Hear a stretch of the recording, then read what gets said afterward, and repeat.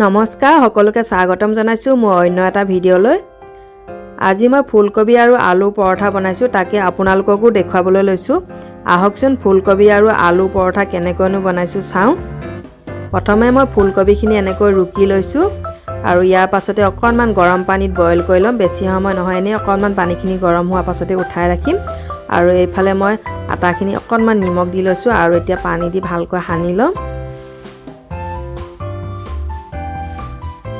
বেছি বনোৱা নাই, মই 3খন পৰঠাই বনাম।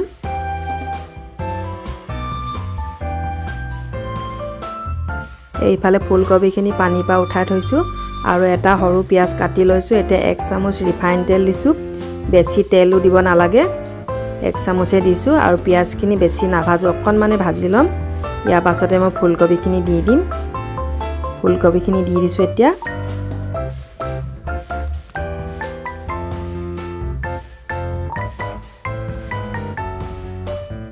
ইয়াৰ পাছতে আলুটো দি দিছো। এটা সৰু আলু বইল কৰিছিলো, এইটো দিছো।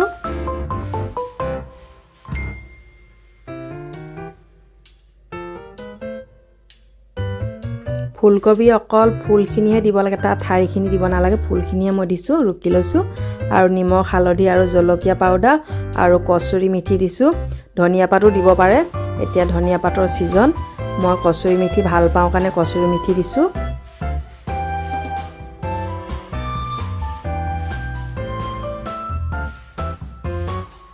এইফালে মই ভাজি থাকোঁতে মেগী মছলাও দিছিলোঁ, দেখুওৱা নহ'ল কাৰণে আকৌ পেকেটটো অকণমান দেখুৱাই দিলোঁ। আৰু মেগী মছলা দিলে বহুত ভাল লাগে। আৰু এইফালে মই এতিয়া আটাৰ লাডুটোত এতিয়া এইখিনি মছলাখিনি ষ্টাফিঙৰ কাৰণে ভৰাই দিছোঁ। ভালকৈ ধুনীয়াকৈ একদম ভৰাই গোল কৰি লৈ পিনে এতিয়া অকণমান শুকান আটা দি বেলি ল'ম। সাৱধানে বেলিব লাগে, ওলাই নোযোৱাকৈ।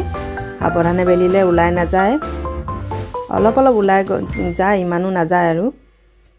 এয়া হৈ গ'ল। এতিয়া মই টাৱাখন পাতি থৈছিলোঁ, এটা চাইড হৈ যোৱাৰ পাছত লুটিয়াই দিছোঁ। এতিয়া মই ঘি দিম। ফুলকবি আৰু আলু পৰঠা খাবলৈ বহুত ভাল লাগে। এনেতো আলু পৰঠা খোৱা হয়েই।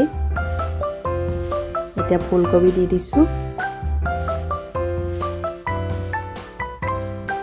এয়া মোৰ পৰঠা ৰেডি হৈ গ'ল। ভিডিঅ'টো যদি চাই ভাল লাগিলে এটা লাইক, কমেণ্ট আৰু ছাবস্ক্ৰাইব কৰিব। আজিলৈ আহোঁ, ধন্যবাদ।